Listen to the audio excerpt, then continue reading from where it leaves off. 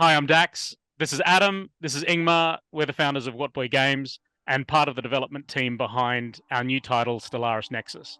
We just wanted to take a bit of time to talk about why we're so excited about the development of Stellaris Nexus, a bit about Whatboy Games and why we set up the studio, and sort of what's important to us. So we set up Whatboy just over 5 years ago, and our intention really was to create a studio that made games that could be played in short periods of time, games for gamers who are short on time. And, we had all experienced starting lots of games, but not really finishing very many games. So we wanted to make games that had fantastic gameplay, deep strategic decision making, but that could be played start to finish within sort of the amount of time it takes to watch a movie. So that was kind of the driving vision behind setting up the studio. And our first title, Trials of Fire, which came out in 2021, really focused on doing that, creating the opportunity for players to have a really deep fantasy adventure in about an hour and a half to 2 hours. And so for our second title, obviously making a fantasy game first, we then had to make a sci-fi game. And Stellaris Nexus is the second game out of the studio. And it all came out of Adam's head. So, Adam, why don't you tell us what was going on in there for you and what was important? What is it that you wanted to achieve? And how did you begin with this concept?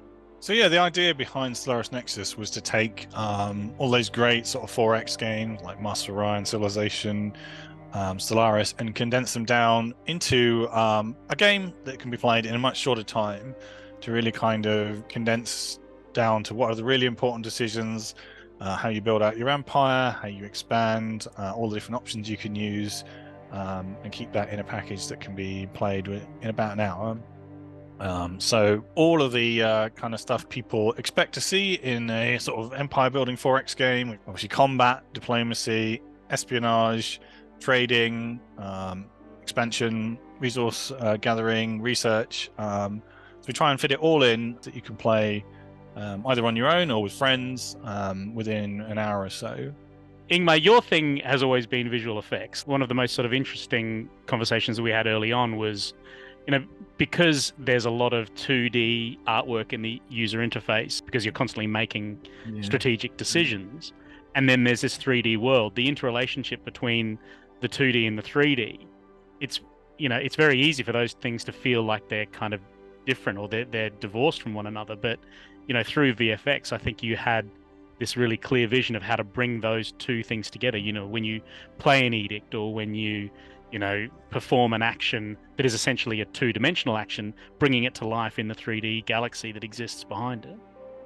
Funny, a lot of those things were just happy accidents. Of like, you try a VFX, but I was like, oh damn, that works really well between that. Really does that bridge and transition. It's like, oh, I never thought it would work that well. Some things work well, but they're still a bit rough around the edges and they need to be polished. But it's nice to work with. You have these massive planets, and sometimes your first thought would be like to do massive confirmation effects, when you do an action or this and that. But often the most simplest things work, and as always, you overdo it in the beginning, and then you strip visual layers away to keep just the essence, so it feels really good when you do an action, and it looks good. Adam, you're such a massive tabletop head. Because when we play Stellaris Nexus as a team, there's the game that's being played, and then there's the sort of chemistry between all of the players. And it sort of grows out of or is informed by our personalities. So there's sort of like two games happening at the same time. Did you expect that dynamic to kind of be at play when you were first sort of conceiving this? Yeah, I mean, as you say, I'm kind of a massive kind of tabletop fan, board game fan, and that was another thing behind trying to get that kind of that 4X in an hour was really the idea that the personalities really come out. You form grudges, feuds, alliances, you backstab, you betray, but we keep it all in a short time point. So hopefully you won't lose any friends over it. What happens? It's all over and done in an hour. No one holds a grudge. Do they, Ingmar? Yeah. Adam, what? it's you. It's not me. I would never forgive you for 6. It wasn't me. We wanted to give a bit of an insight into, what are our driving motivations and our vision for Stellaris Nexus, what drives us as a team and as a studio, what's important to us in the design of the games that we make.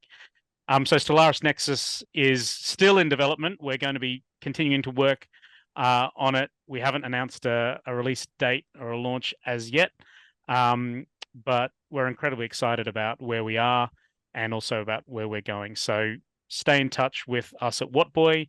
There's some great info coming out of Paradox as well. And we'll have more information to come as the weeks and the months tick on.